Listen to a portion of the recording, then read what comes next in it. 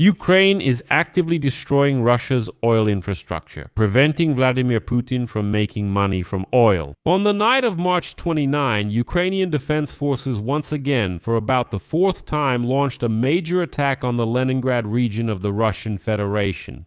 The target was once again the Ust-Luga port, which was engulfed by a large fire again, showing that the Ukrainian armed forces will not stop until they completely destroy Russia's ability to export oil.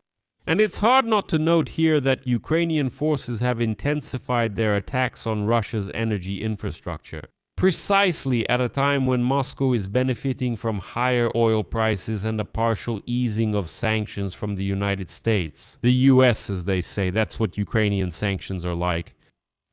My name is Alexei Pichi. Let's discuss this topic together, but before we start this episode, I ask you to support the work of this YouTube channel.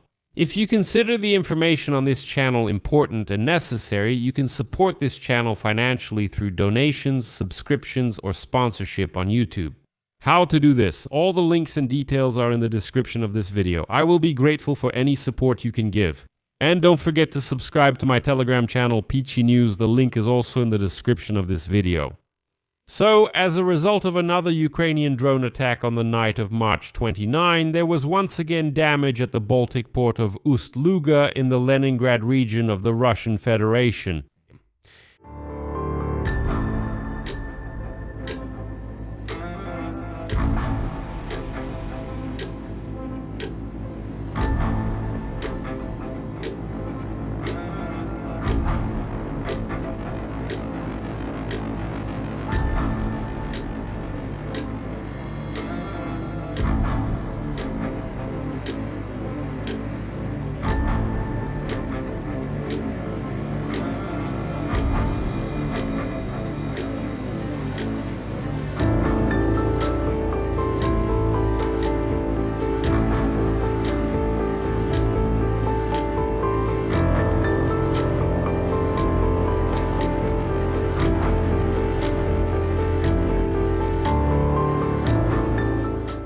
I should note that over the past week, the Baltic ports of Primorsk and Ust-Luga have been attacked by drones several times, which shows that Russia's much-praised air defense is simply full of holes, or it doesn't exist there at all. On March 22, both ports suspended the loading of oil and petroleum products after the drone attacks. According to the governor, as a result of the drone attack on the port of Primorsk on March 23, On March 25, after the drone attack, a fire broke out at the port of Ust-Luga.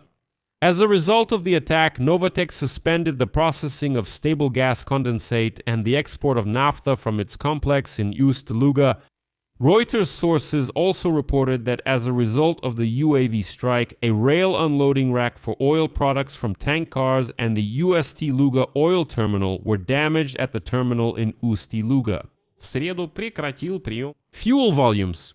The suspension of export transshipment of oil products through the Baltic port of Ust-Luga on March 25 after the drone attack may force major refineries in the European part of the Russian Federation to drones in the port of Primorsk. As a result of drones in the port of Primorsk in March, Ust-Luga. As a result of the drone attack on fuel, drones on fuel. Drones in the port of Primorsk caught fire in the port in March in the port of Primorsk. It loads about 1 million barrels of oil per day and about 300,000 barrels of diesel fuel per day, which makes it a key transshipment point for the main Russian Urals grade and low-sulfur Euro 5 diesel fuel.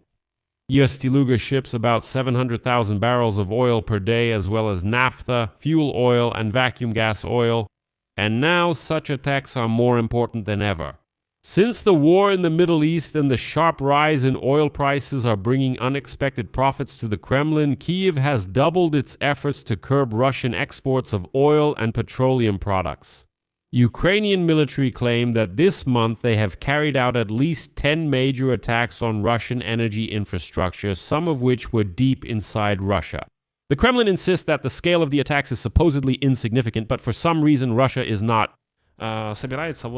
winning. But the armed forces of Ukraine are striking not only at the ports, but across the entire oil infrastructure chain. For example, early Saturday morning, a strike was carried out on a large Russian oil refinery in Yaroslavl, which is northeast of Moscow.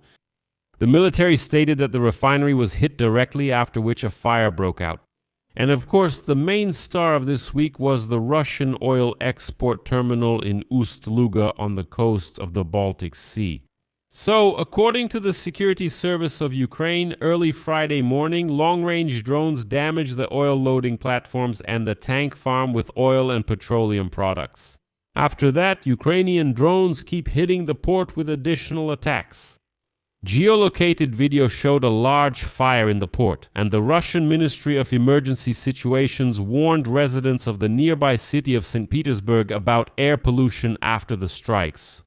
The president of Ukraine, Zelensky, commented on this, quote, "We responded to the attacks on our energy infrastructure. We responded with a powerful strike, reducing the capabilities of Ust-Luga. After the drone strikes, 40% of their capacity remained at this facility." But that's not all. На прошлой неделе, the nearby Primorsk port, which we've already mentioned, was also attacked. And last weekend in Saratov in southern Russia, there was an attack on the oil refinery of the state company Rosneft. And it's important to remember that before the start of the Middle Eastern conflict and the virtual paralysis of the Hormuz Strait, Russian oil was traded on world markets at a significant discount compared to other benchmark prices.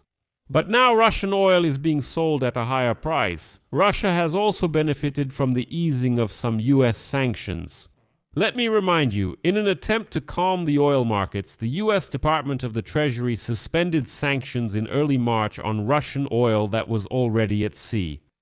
Zelensky once again criticized the easing of sanctions the day before, stating that Russian intelligence is helping Iran strike certain targets using satellite images. Quote, "Sanctions are being lifted from the aggressor, who earns money every day, and they are passing on important information about attacks on U.S. allies' bases in the region." According to analysts' estimates, at least a third of Russia's state budget revenue comes from oil sales. According to them, this revenue could have doubled over the past month, but Ukraine decided to impose its own sanctions if Trump is afraid to do it. As a result, amid ongoing strikes on Ukraine, the Russian government is ready to reintroduce a ban on gasoline exports. The restrictions will be introduced as early as April 1st, since the domestic market of the Russian Federation is suffering due to producers' desire to increase profits through gasoline exports. Official statement from the Kremlin. The Kremlin also stated that supposedly many oil refineries and ports will undergo, quote, "unscheduled maintenance." It sounds funny because, sorry, Russians are still not being told the truth. Well, I mean, Russians are still not being told that oil refineries and ports are simply being destroyed by Ukrainian drones and missiles. All these photos and videos are on the internet, but Russians don't see them. They're told it's nothing serious, it's just unscheduled maintenance. No, come on, the facility isn't burning or on fire. And now Zelensky gave a clear message to Russians, quote, "Russia must stop striking our energy infrastructure. Then we won't respond to Russia either." I'll leave it at that. Share your opinions and conclusions in the comments under this episode, subscribe to the channel, hit the bell, and don't forget to like. If you want to support the work of this YouTube channel financially, you can do so by making a donation. How to do this? All the links and details are in the description of this video, or you can use the QR code on your screen. That's all for now. Take care of yourselves. Goodbye, everyone.